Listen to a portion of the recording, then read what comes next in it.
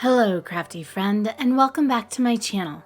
I'm Adrienne Boutin of Alice Scraps Wonderland.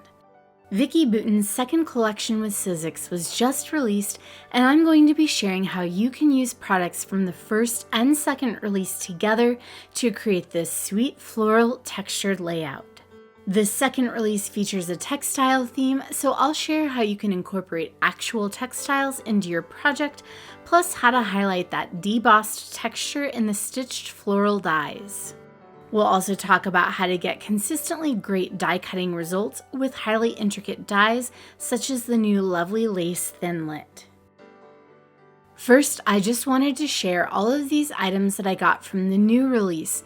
There's more than just these products, but these are the ones you'll be seeing from me over the next month or so on my socials. Today, I'll be using the stitched floral and lovely lace thinlets, as well as the words and numbers stencil set. And I'll be combining them with the double edgers and Vicki script number 1 from the first release. I'll have all of the products listed and linked for you in the description box below, so let's get right into this tutorial.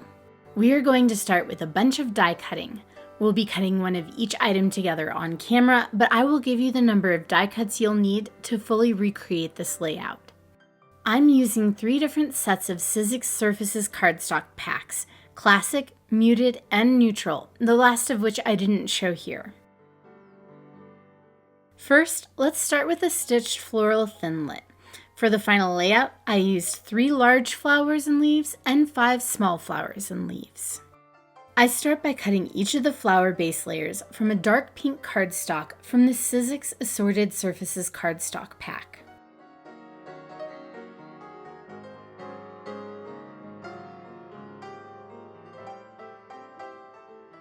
The second flower layers are cut from a medium pink cardstock from the Assorted Surfaces pack. This layer is where you'll start to see some of that pretty stitched-like debossing around the edge of the die cut.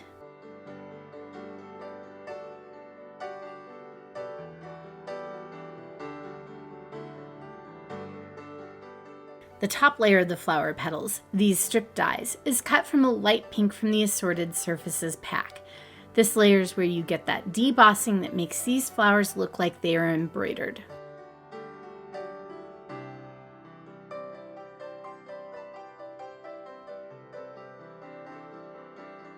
I also cut the round flower centers from a light yellow from the Assorted Surfaces cardstock pack.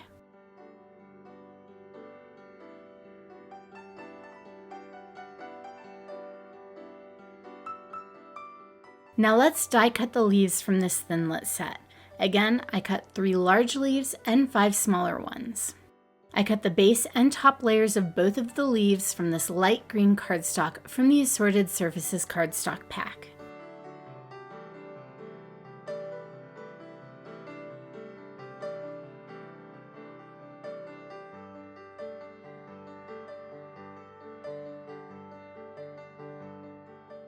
Then I cut the middle layer of the leaves with the stitched debossing around the edges from a darker green from the Muted Surfaces cardstock pack.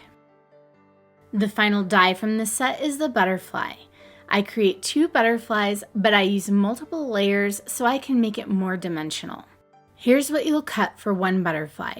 Start by die cutting the base layer twice and the wing layer once from a light aqua cardstock from the Assorted Surfaces pack. Then cut the wing layer again from a darker aqua from the Muted Surfaces cardstock pack.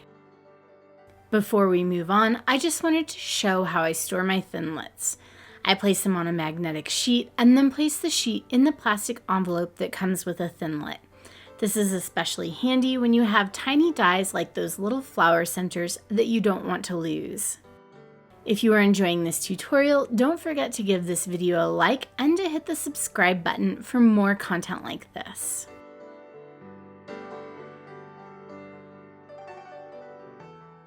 Now, let's talk about how to get great results when die cutting intricate dies like this one from the lovely lace thinlet set. Now, you've seen me die cutting so far on the scrapbook.com magic mat. For intricate dies, I highly recommend using the Sizzix Chrome Precision Base Plate. It cuts your dies like butter each time. With a strip die like this, you want to make sure you set it at an angle to help load it into your machine better. You will feel more resistance with this plate as you roll it through. You can see how these dies and a bunch of the offcuts just fall out. I'll work on getting more of those offcuts out in a moment. Let's just take a look at some of the other sandwiches for die cutting, just so you can see the comparison. Here's this die with the scrapbook.com magic mat. The larger strip of lace fully cut through on the edges, but not all in the center, and the smaller strip die didn't fully cut through at all. I might have gotten better results turning it 90 degrees, but the results will still be mixed with this sandwich even with 2 passes. The third option is to use the 2 plastic cutting pads from Sizzix.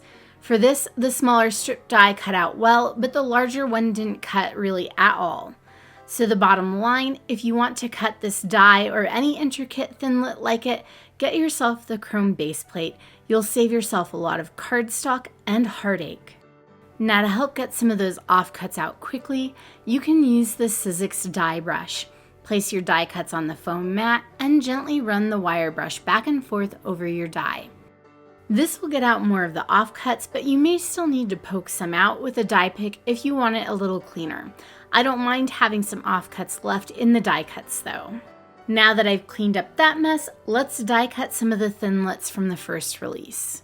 I cut Love and You from the Vicki script number 1 3 times each using that same white cardstock from the Neutral Surfaces pack that I used for the lovely lace thinlets.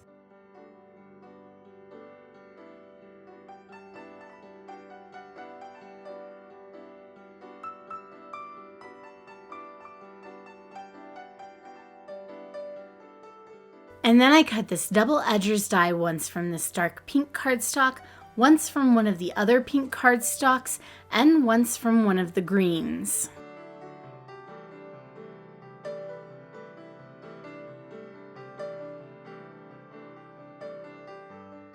We are finally done with die cutting, so let's get to highlighting that debossed texture that makes this stitched floral die so special. You can do this by adding some ink blending on the top 2 layers of the flowers. I used Distress Oxide and Worn Lipstick on both layers of the flower petals. On the middle layer, I concentrate the ink in the center. I do the same for the top layer of the petals, but then I also add a very light brushing of ink over the entire petal to highlight that debossed texture on the entire die cut.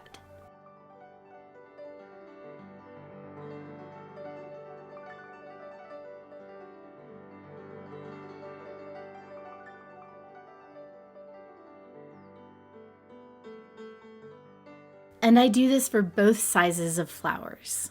I've got my die cuts on the scrapbook.com grip mate, but it was giving me some trouble today.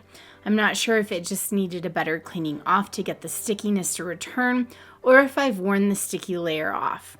Either way, it was still better than trying to hold all of those tiny die cuts myself.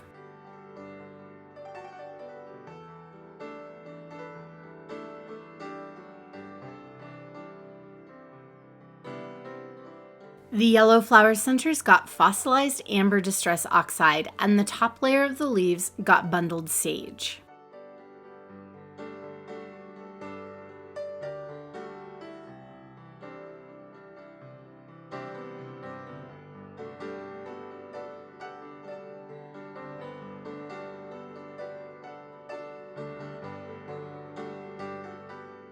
I inked one of the butterfly base layers and matching color upper layer die cuts with Distress Oxide and Salvaged Patina, and the top layer in the darker aqua got a hint of bundled sage.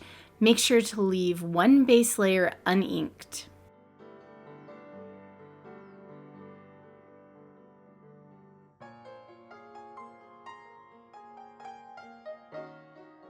And then I also inked the edges of the double edgers. Now let's talk gluing the layers of these die cuts together in a way that gives you more dimension. Start by gluing the flower center and the top petal layers to the middle layer of the flower. I'm using Sizzix Express glue that I've placed in a smaller bottle to make it easier for me to use, and a stamp block to help press those glued layers together.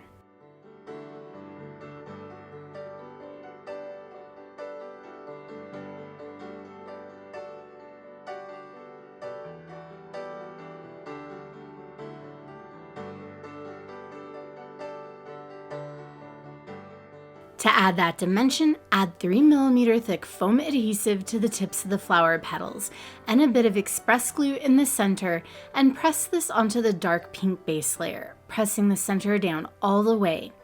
This gently curves the petals up.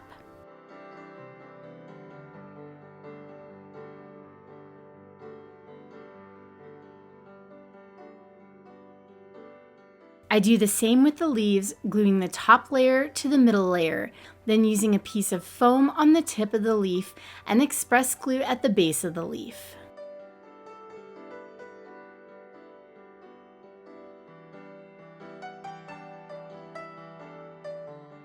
For the butterfly, glue the light aqua top layer to the inked base layer. Then glue the darker aqua top layer to the uninked base layer.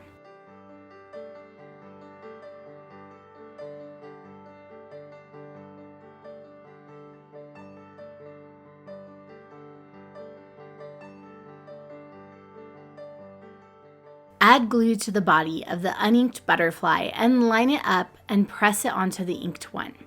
Once this glue is dry, you can bend the top wings up for dimension.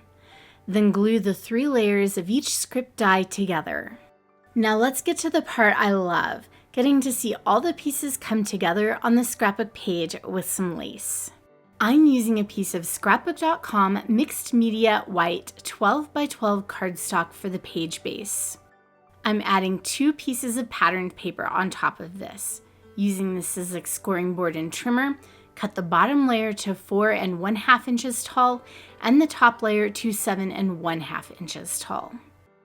This gives about a 1/2 inch or so to tear along one edge. Tear the bottom edge of each patterned paper.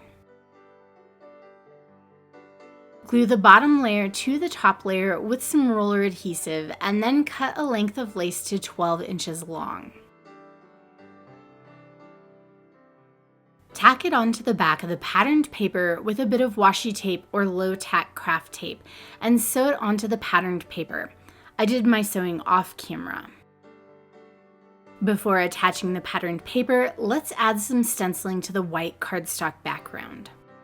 I'm using the small script stencil from the Words and Numbers stencil set, the blending head attachment with my Sizzix multi-tool, and Distress Oxide in Tattered Rose. Now do as I say and not as I do, and hold your stencil in place with the Sizzix stencil and stamp tool, magnet on your magnetic work surface, or craft tape. I managed to line mine back up after it moved, but you don't want to have to worry about that. That's what I get for being a little too eager and not pulling out all my tools right away.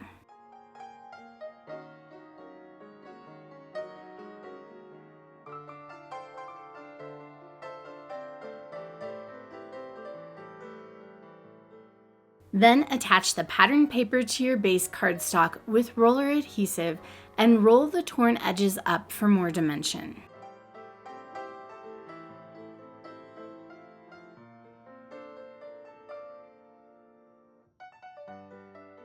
I mapped this 3x4 photo of my sister and nephew on some of the Sizzix white cardstock from earlier, and then set to work creating an embellishment cluster with the lovely lace die and double edgers die cuts. This lovely lace die cut can be a statement piece, used to create texture, or as another edger-like die when you combine it with those double edgers. It's truly versatile. I used both express glue and 1mm thick foam adhesive to adhere these in place.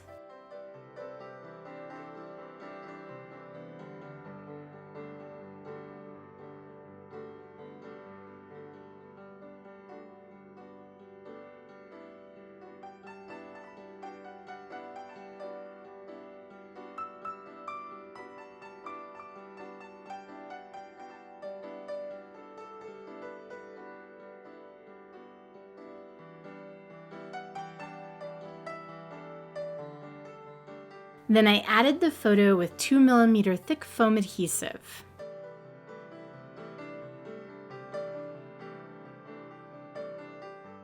I like to play with the placement of my embellishments before gluing them in place, so here you can see me adding the title and all the flowers, leaves, and butterflies.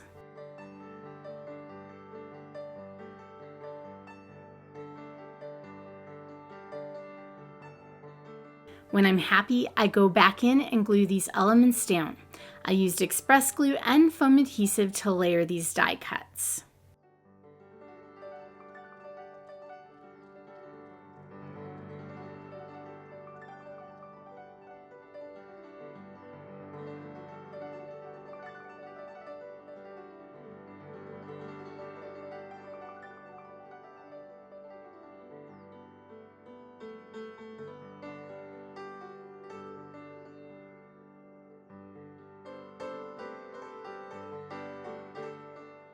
To get die cuts adhered that were fully over the lace, I used hot glue.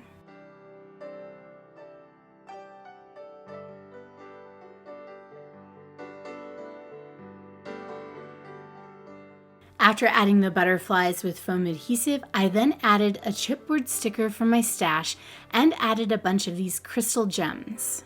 Because they are clear, I like to use the Sizzix liquid gloss to adhere them, so I keep that glossy look to the gems.